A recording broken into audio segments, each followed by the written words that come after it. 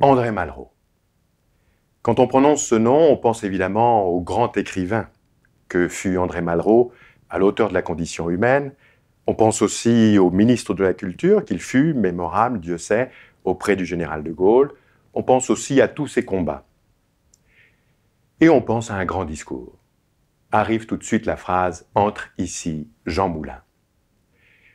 Entre ici Jean Moulin, c'est-à-dire au Panthéon, on est en 1964 et les cendres de Jean Moulin sont transférées au Panthéon. C'est ce discours que je vous invite à écouter pour les quelques premiers mots et puis après, comme vous le savez, vous pouvez aller sur le site pour entendre l'intégralité du discours en question.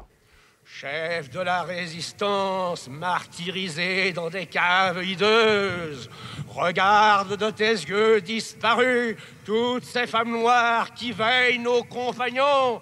Elles portent le deuil de la France et le tien. Regarde glisser sous les chaînes du Quercy, avec un drapeau fait de mousseline nouée, les maquis que la Gestapo ne trouvera jamais parce qu'elle ne croit qu'aux grands arbres. Regarde le prisonnier qui entre dans une villa luxueuse et se demande pourquoi on lui donne une salle de bain. Il n'a pas encore entendu parler de la baignoire. Comme Leclerc entra aux Invalides avec son cortège d'exaltation dans le soleil d'Afrique, entre ici, Jean Moulin, avec ton terrible cortège. Je voudrais, avec le discours d'André Malraux, retenir deux idées essentiellement. D'abord, la parole est confiée à André Malraux. Pour ce qu'il est, c'est-à-dire pour l'ancien combattant qu'il est, pour le résistant qu'il est, pour le compagnon de la libération qu'il est, pour celui qui a connu et les années de guerre et Jean Moulin. Et donc, c'est à lui qu'on va confier cette parole. Lorsque vous prenez la parole au nom d'une entreprise, au nom de n'importe quelle entité, c'est à vous qu'on confie une parole. Vous devenez le porteur d'une parole spécifique. Vous êtes le porte-parole. Il faut se convaincre avant de parler que vous êtes le meilleur porte-parole pour cette parole singulière. C'est à vous qu'on a demandé ça. Si vous n'en êtes pas convaincu, si vous pensez qu'il y a meilleur porte-parole, allez voir celui qui peut mieux dire les choses et voyez si vous pouvez le convaincre.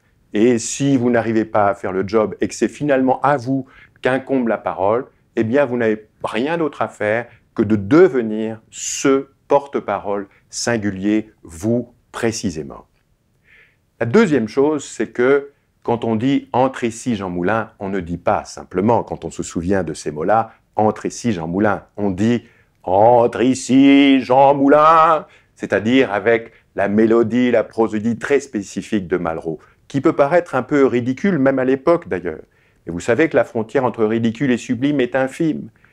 Assumez votre signature. Ne jouez pas un rôle, bien entendu. C'était la façon de parler d'André Malraux. Si c'est à vous qu'on confie la parole, c'est aussi avec votre singularité. Votre charme, c'est votre voix. Votre charme, c'est votre corps.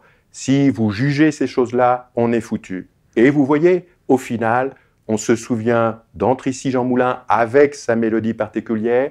On se souvient de Je vous ai compris avec la voix de Gaulle. On se souvient de I Have a Dream avec aussi la mélodie très particulière de Martin Luther King.